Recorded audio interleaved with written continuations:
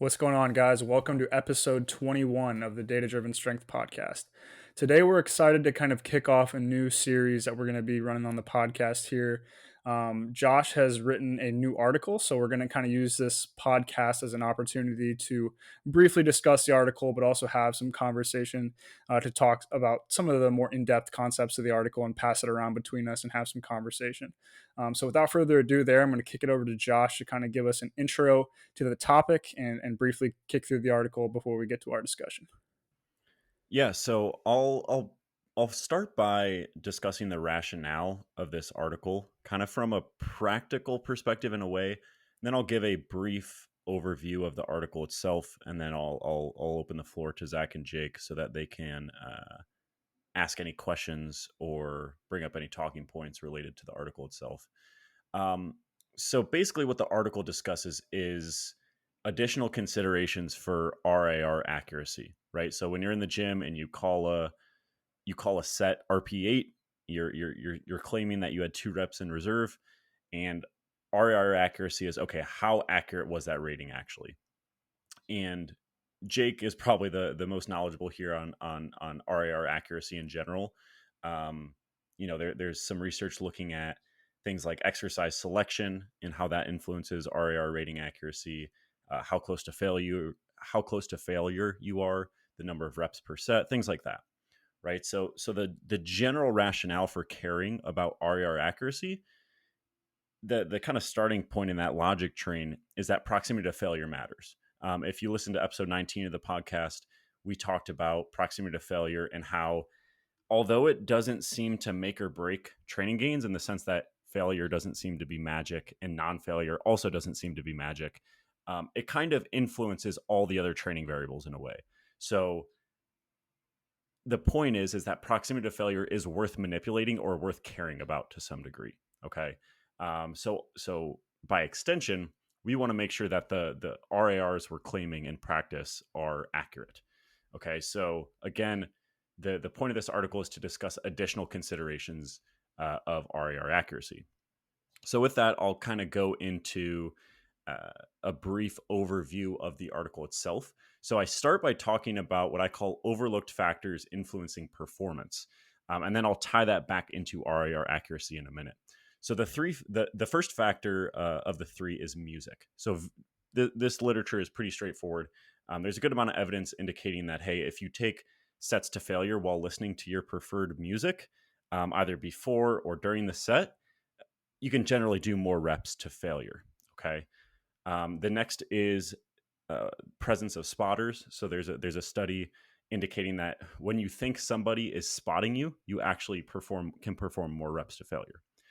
The last factor is mental fatigue. Now, this is definitely a very complicated factor, and it's definitely not an in-depth review of mental fatigue, but mental fatigue is another factor. So if you successfully induce high mental fatigue, it doesn't really matter how you're inducing mental fatigue, but the fact that you did induce mental fatigue can decrease the number of reps to failure in subjects. So this is interesting, right? Because music, presence of spotters, mental fatigue, right? Presumably there's no apparent impact on muscle physiology, right? If you're bench pressing, these factors aren't actually influencing what's going on at the level of the muscle or at the level of the muscles, right? The pecs, the shoulders, and the triceps in this case. So it's like, okay, these subjects are going to failure. There's no influence on the muscle. So what's actually going on here? And I make the case that those three factors are directly influencing potentially the subject's perception of effort. And that perception of effort is influencing when they're terminating their sets. Okay, so this leads us into what is called the psychobiological model of performance. So this is something that most of the research has been done in the endurance literature, but it is, through some of these mental fatigue studies, is starting to kind of surface in the resistance training literature.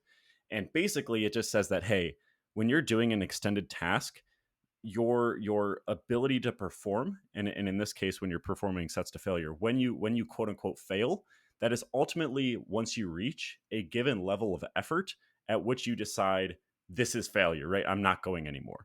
So, right, if we go back to that idea that The muscle itself is not actually influenced, but perception of effort is.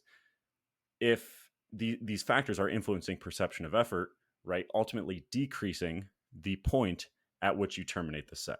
So that's kind of the rationale I'm proposing here for these studies. Um, so I go through the psychobiological model and its potential relevance in resistance training. I talk about some studies on modulation of effort. I'm not going to go through those in depth here, but basically just some interesting stuff on, like, even if you're being yelled at by a researcher to go as hard as possible, that's not always the case. There's some subconscious or potentially conscious things going on there actually influencing how much effort you're willing to put forth. So again, point being is, even if you think you're going all out, that might be influenced by other factors. And I'm sure we'll get into that in a little bit more depth. I'll skip over the direct practical applications right now. I'm sure we'll discuss, that'll probably be the focus of our discussion. We'll of course touch on those at some point, but Zach and Jake, I'll kick it over to you guys. Let me know what questions you have, if anything was unclear during that initial overview of the article, and then we can go from there. So I'm gonna just quickly summarize more so with a question mark at the end to make sure I'm tracking. And so I'm just kind of summarizing what you said, and then we can kind of dive deeper. So pretty much what Josh said, if I'm understanding correctly, and Josh, again, correct me if I'm wrong. RER accuracy seems to matter for these training related adaptations, and just the straightforward issues with RER accuracy that we've kind of talked about in a lot of places. Um, you know, High rep sets, farther from failure. Those are kind of the tangible programming things that make a set less accurate in terms of rating the RER. But additionally, there's all these other factors to consider as well when kind of constructing the overall training environment that are going to allow someone to be accurate at gauging, the actual point to failure or maybe proximities thereof. So, is that a pretty accurate description, Josh? Yeah, I think that's a good representation.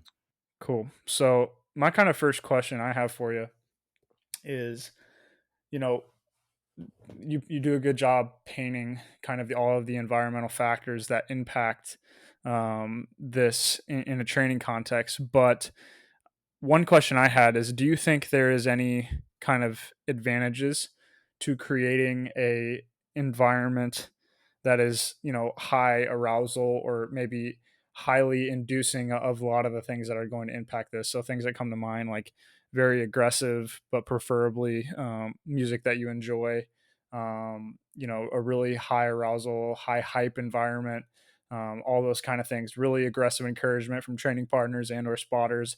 Do you think, based on what you've seen in this research, that that is a advantageous factor? Do you think that's, it's obviously going to be individual to some degree, but on average, do you think that's going to be something we should look to do? Obviously, the case you make in the article is you want it to be standardized, but do you think we should try to standardize our training environment at kind of one of these higher levels of arousal?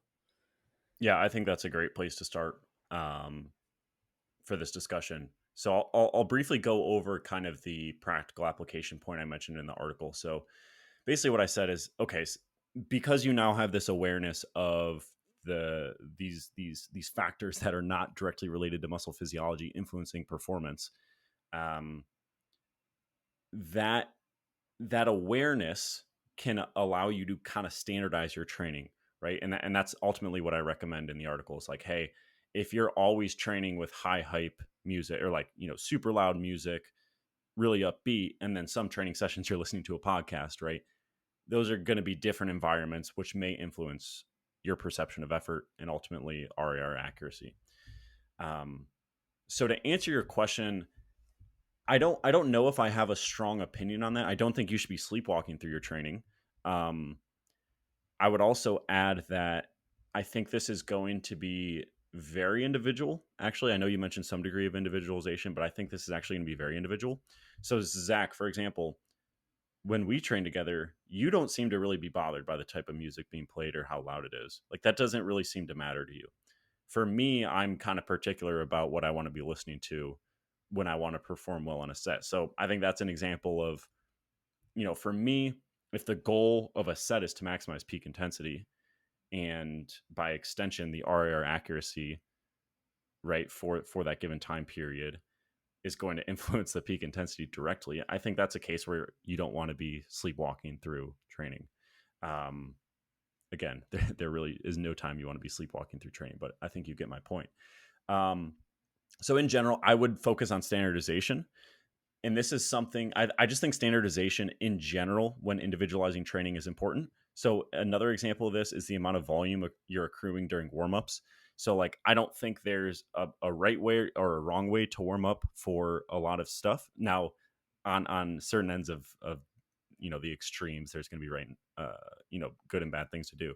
But if you're being pretty consistent with how you're warming up to a top set or to whatever protocol it may be, that we can individualize from there once it's standardized. So I think of this in a similar vein, right? Like if your general state of arousal is constant, then you can contextualize the progress and be pretty confident that, hey, this positive trend or this lack thereof, or lack thereof positive trend in training performance is actually accurate.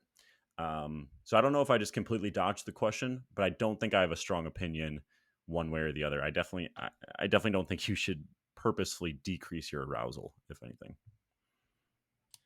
I have one sort of related question to that also, Josh, and that's like, we talk about if we're trying to standardize things as much as possible, right? With let's say with the music choice, since that's kind of the example that we're running with right now. What do we think about for somebody who wants to compete? And when you get on the platform, you can't choose the music. You can't, you don't have control over that, right? So is it then advantageous to maybe expose yourself to these different environments so that when it comes to meet day, it's not shocking and throws you off? I don't Yeah, know how I feel about that personally. I think there's an argument both ways. But interested to hear what you guys think. I feel like this is really similar to Josh. We've had this conversation a few times about always doing the exercises in the competition order or having a day where the deadlift is first. I think it's really similar to that. Whereas like my initial gut reaction is like if I can make 90% of my training sessions more productive by listening to music that I prefer potentially, and my the area under the curve in terms of training performance is considerably higher, I would probably take that bet, even though it's going to be somewhat less specific in quotes to competition day. But again, I didn't write the article. What do you think, Josh?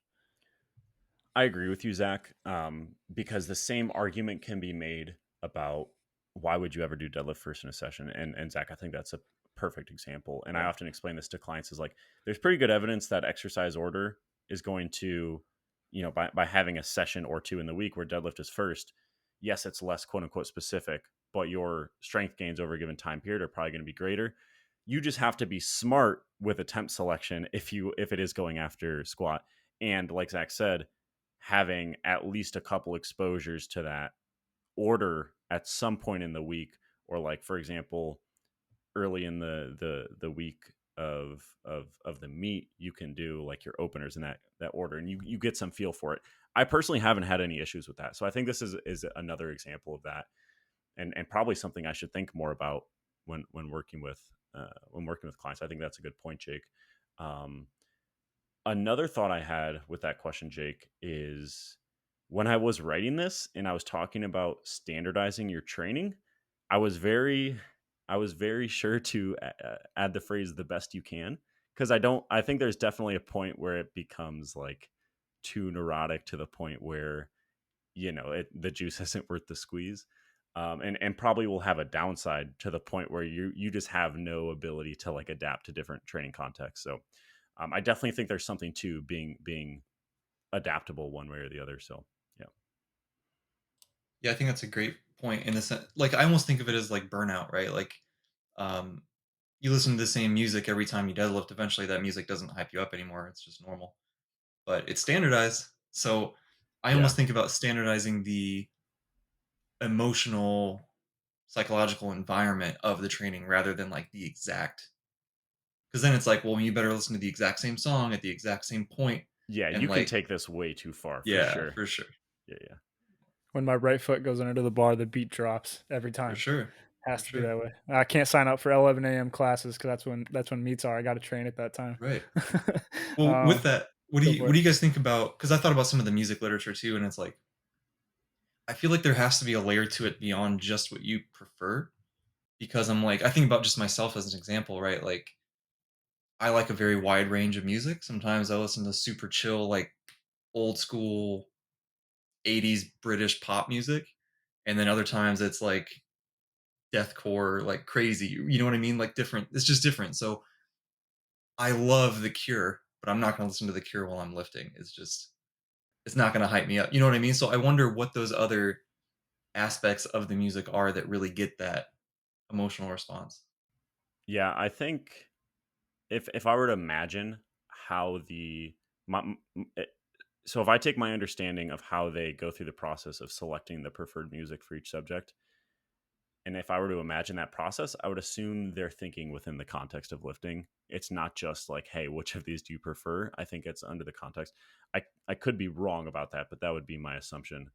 Um, yeah, that's my 2 cents on that. Is it probably is lifting specific, but I don't know, man. I agree with you because sometimes, like near the end of the session, I want to listen to something a little bit more chill, and I don't know if it. I don't think it's negatively influencing my performance. It's almost like matching my cognitive context. If I'm just a little bit, less, I have a good amount of sets of accessories to get through. I don't know if I want like super upbeat music that whole time. So Right. And sometimes I want something heavy, other times I just wanna have something that's, like, dancey and fun, and, like, my girlfriend's super into, like, techno and house and all this stuff, right? So, sometimes I'll listen to some of that stuff because it's just fun, I'm in a good mood, and I feel like when I'm having fun, I lift better, at least yeah, on, like, accessory stuff, so, I don't know, I feel like it's so, I'm interested in more research being done on the music stuff because I feel like there's a lot of layers to it that they just yeah. haven't scratched yet. I honestly I don't want to get too far into the music literature because I really just view it as a proof of concept. And Mhm. if we go back to my initial overview of the article, I don't know how clear I was of this, but the really the crux of this literature is the fact that failure is not super well defined, and that's ultimately what may be influencing how many reps they can perform. So if I pull up the exact verbiage here, in those music studies, failure was defined as when the barbell was moving in the downward direction during the concentric phase, or when participants verbally terminated the set. So that latter option means they could have racked the bar and said, "That's it. I'm terminating the set. I don't think I have any more left." But that's just perception of effort terminating the set. It may not be their objective performance capabilities, right? So which will ultimately decrease the number of reps performed because of that modulation of perception of effort. So yeah, the music stuff is interesting, but I really see it as a proof of concept more than anything. Going back to that example, another thing I wrote down was I feel, and I'd be curious to hear what you guys think. I feel like this is probably another significant point in the velocity column. Now, does a lot of these factors impact a velocity relationship? I have no idea, but um, if there's all of these variables aside from just repetition range and proximity to failure that impact our RIR accuracy, throw all of those in the mix as well. Like I feel like even though we have some literature to suggest it's fairly accurate, pretty close to failure, if you're, even 3 reps in reserve, I'm still, a little bit shaky if people are able to gauge that fairly accurately. And then you throw on, some of these other factors. Maybe they're in the commercial gym, forgot their headphones, can't listen to their preferred music. Maybe they had a really stressful day at school or work, so they're in a high state of cognitive impairment or mental fatigue. You start layering on those things. Like to me, that seems like a pretty major point in the velocity column that you can just kind of just lock into the set. I'm going until this thing beeps, and that's my mission. Do you guys agree with that? Yeah, so when I was originally writing the practical application section, I was considering that, but I don't know if we have the evidence to say that holds true. If I were to make a bet, I think it would be a good practical application of it. I personally like to use velocity when I suspect that perception of effort is off. So specifically, what I'm thinking about here is when I haven't touched anything super heavy in a while, and I can actually look at my velocities, and something will feel slow, but then the velocity is actually faster than I think. Okay, this is a perception of effort thing. I have more in the tank than I actually think. So my anecdote and just my hunch would say that yes, I agree with you, Zach, but I don't know if we have enough evidence to say that velocity is also, velocity is also going to, kind of rectify these issues with perception of effort. Because, that's part of the reason I included the section on modulation of effort, right? They looked at force output during isometric bicep contractions, and they were actually decreased, Yeah. right? Even though they were supposed to be maximal, which would influence velocity if it was a dynamic contraction, Exact same. Yeah. If you just stop trying to put maximum intent into a right? rep, that's going to slow velocity regardless of actual muscular fatigue. Yeah. It's a good point. Yeah. So but then if you go to the I think it's Fortes is how you pronounce the author's last name of one of the studies on mental fatigue that I wrote about.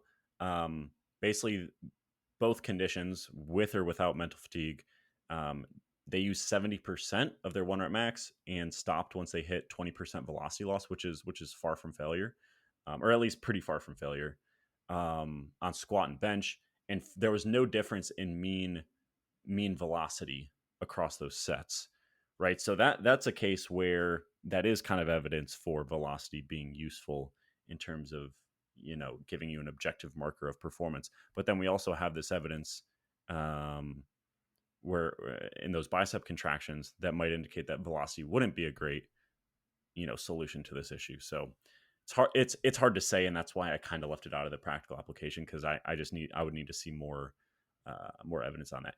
Hey, that's a great study design, actually. Take take the same subjects, have them come to the lab twice. One time they come to the lab, have mental fatigue, have them train to failure. Second time they come to the lab, no mental fatigue, have them train to failure, and look at their last rep velocities and see if they're different, right? See if they can actually get to the same point of true exertion of grinding through reps.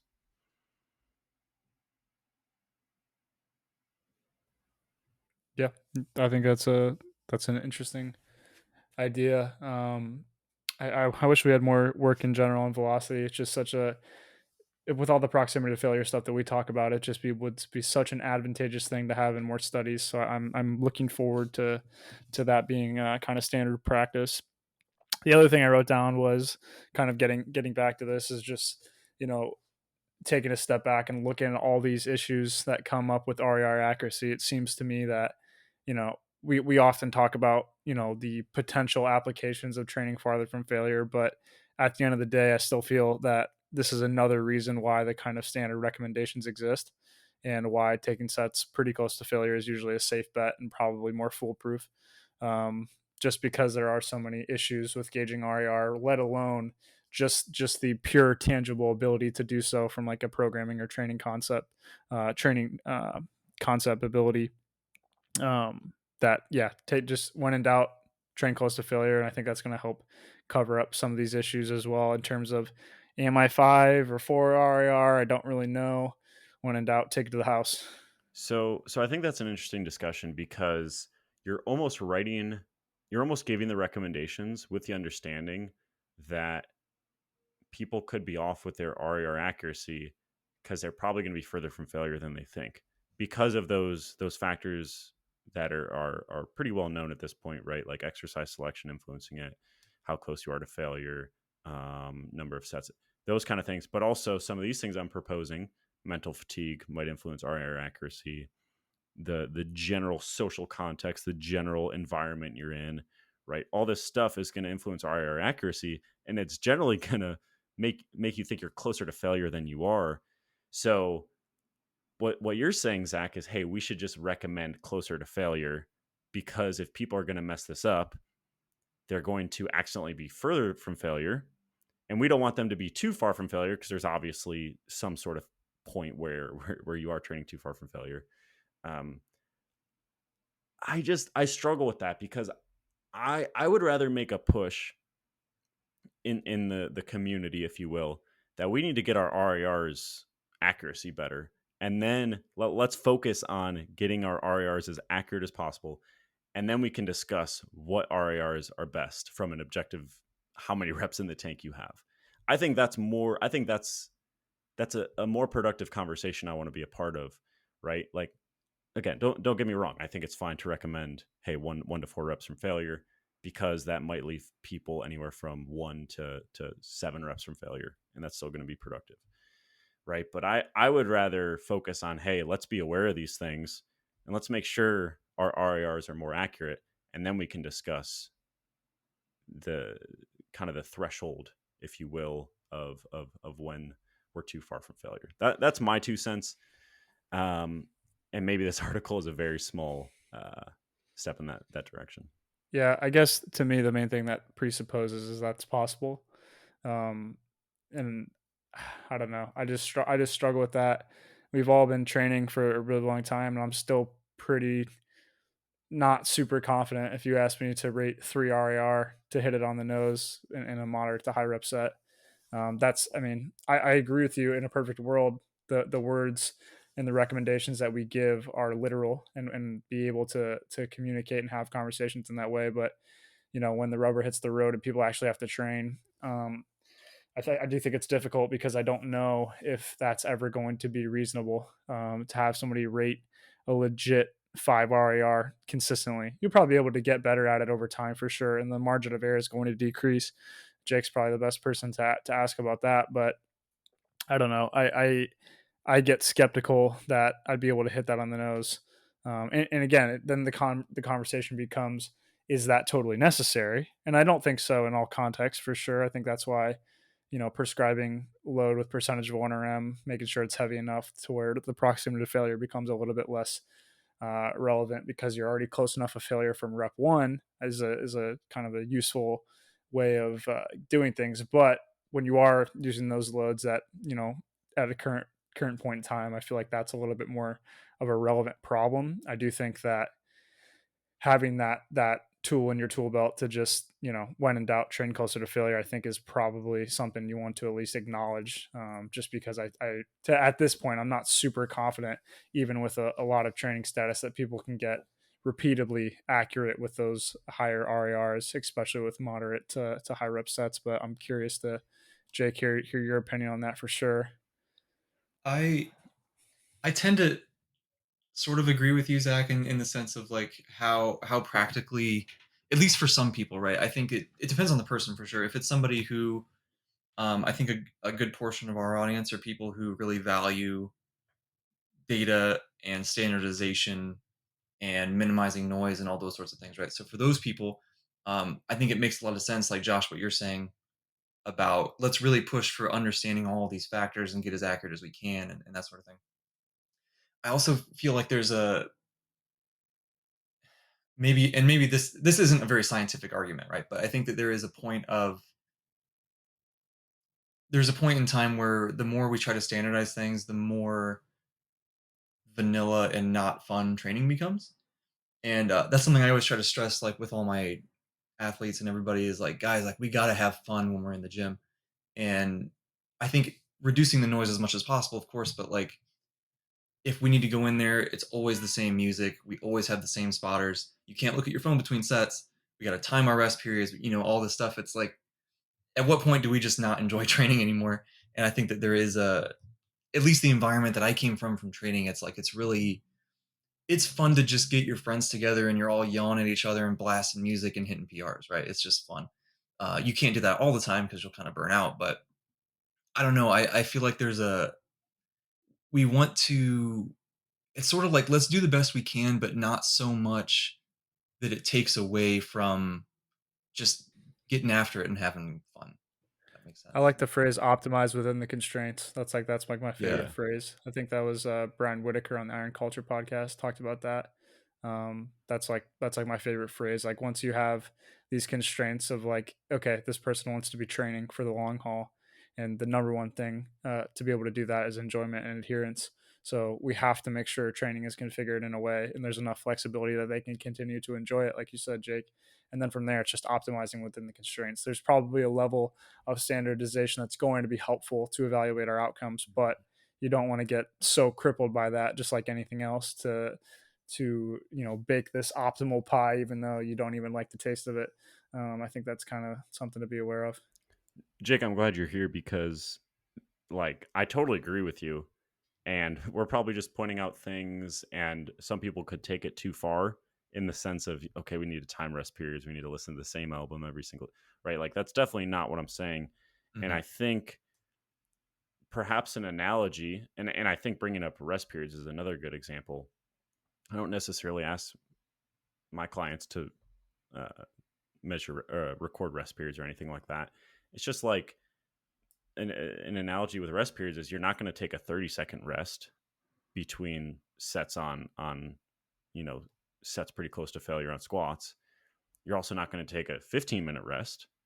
Same idea with the music stuff. If you're trying to generally get an idea of how things are trending, you're not gonna, if you usually listen to super loud music that really increases your arousal, you're not gonna go to the other end of the spectrum, another week. I think it's just kind of like being aware of these factors. And again, I don't want to focus on music too much because that really was just a proof of concept related to perception of effort influencing RIR rating accuracy. So, um, anyway, I totally agree with you, Jake, and I agree that, this is definitely not saying you need to go be a robot in the gym. That doesn't sound fun at all. I'm glad to be the bro voice of reason. Yeah, man. Unless you guys have any additional questions, we can briefly run through the practical applications just to really emphasize those. Um, cool.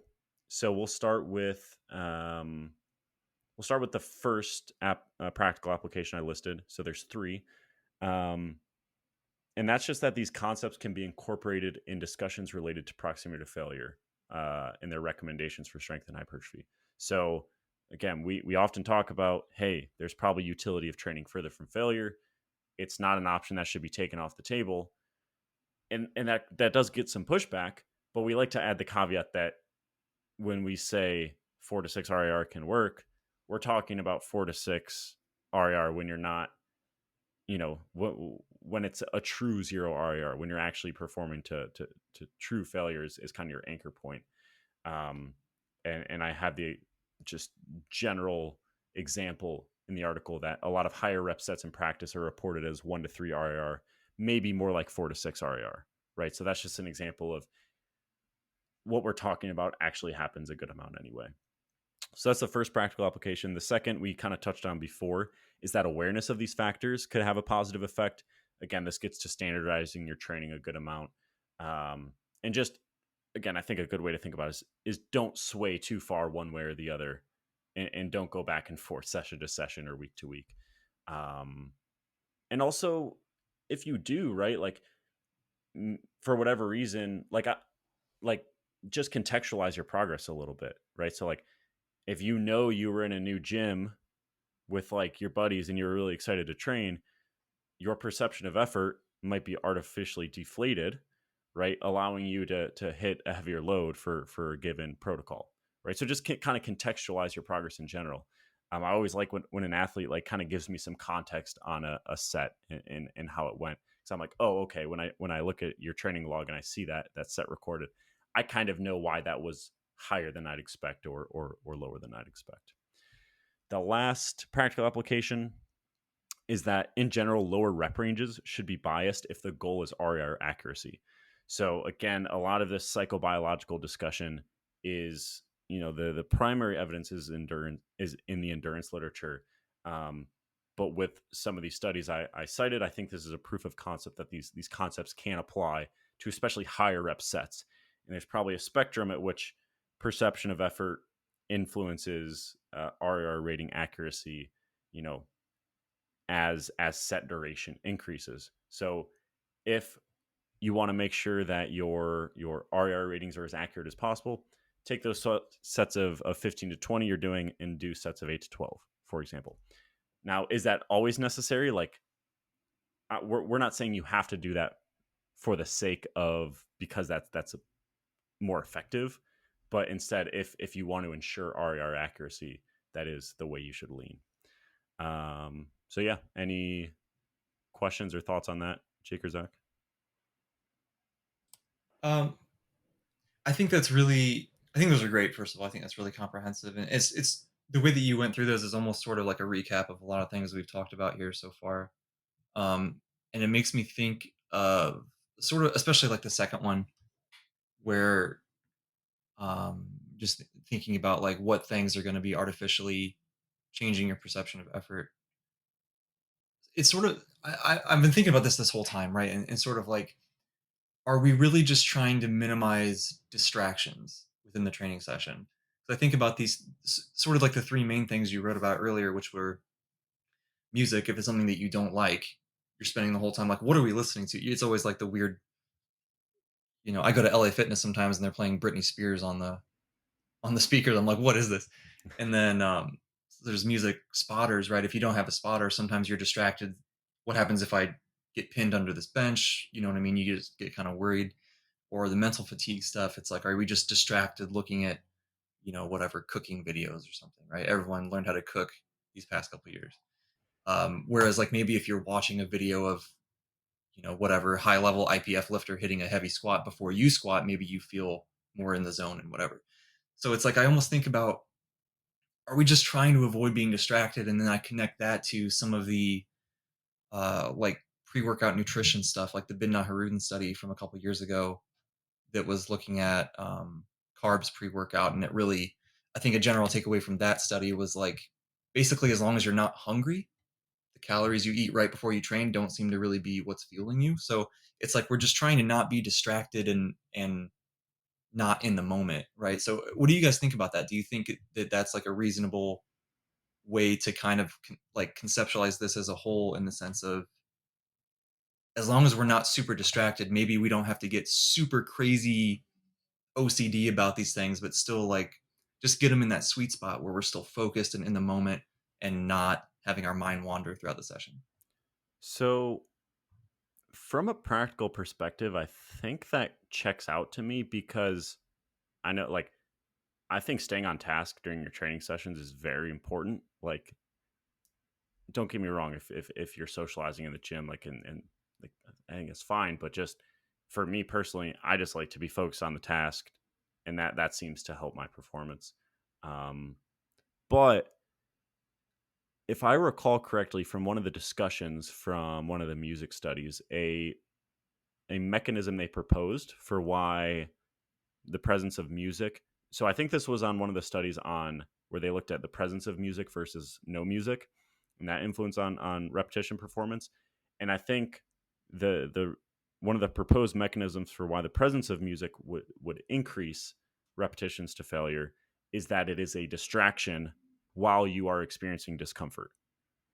So that's so like maybe from a mental fatigue standpoint, Jake, like going into the set, if you were less distracted prior to the set, you have lower levels of mental fatigue, and you can get closer to your true objective performance capabilities.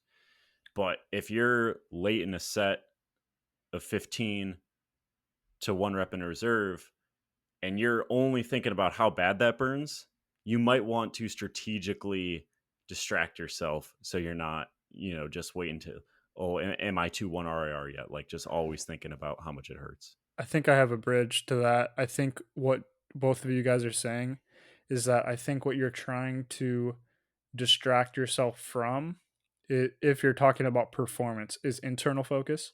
And what you're trying to draw your attention to is external focus on the I task think at you're right. hand.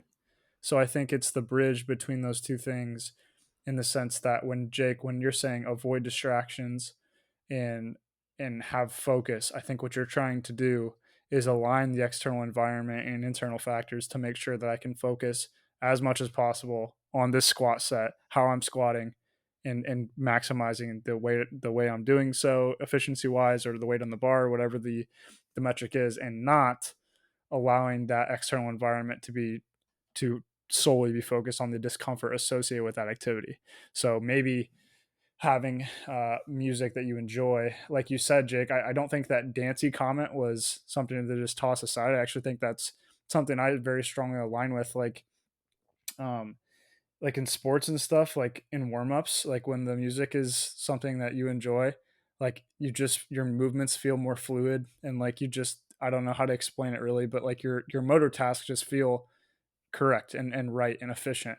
And I think that goes along with this in my experience, is like when you're listening to something that you enjoy, like the way that you're squatting just feels crisper, you're hitting the bounce right, and you feel more connected to the activity in my experience, and you're not thinking about, like Josh said, man, my quads are really burning on this 10th rep. You're like, okay, I got to keep my knees forward on this squat, and like I said, the music is making you feel good about your ability to complete that task. So that's what when I hear you guys go back and forth on that, I think that's what is the aligning factor in my head, is that to practically apply these ideas in a single sentence is that you are trying to align your external environment to maximize your external focus on the task and minimize the internal functions going on that are trying to impede your ability to do so.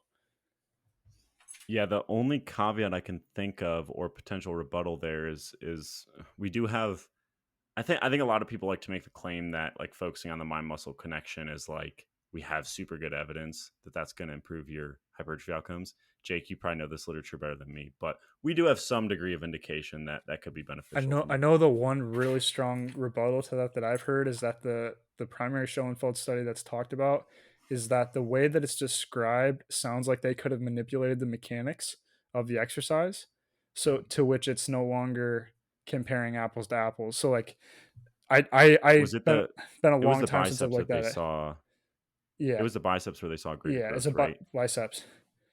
But the Yes, leg and extension didn't, not the leg extension did not, and which is a that fixed that you're kind of exercise. locked in. Yeah. Exactly. Yeah. So Can I go for it, Jake. go ahead? You finish your thought. So, yeah, so I was just going to say, I think that's the common critique there, is that if you were being a really strict interpreter of that, like the external the external thing going on there is not the same. So it's maybe not a comparison that we can actually make to say that that's the case. Whereas if it was, the quads should have seen something as well. But it's been a long time since I've read that study. So Yeah. Can I have a very quick mini rant on the mind muscle connection research? We're never going to have good research on mind muscle connection ever, because it is as somebody who's been trying, it takes a long time to learn how to have a good mind muscle connection, especially on some movements than others.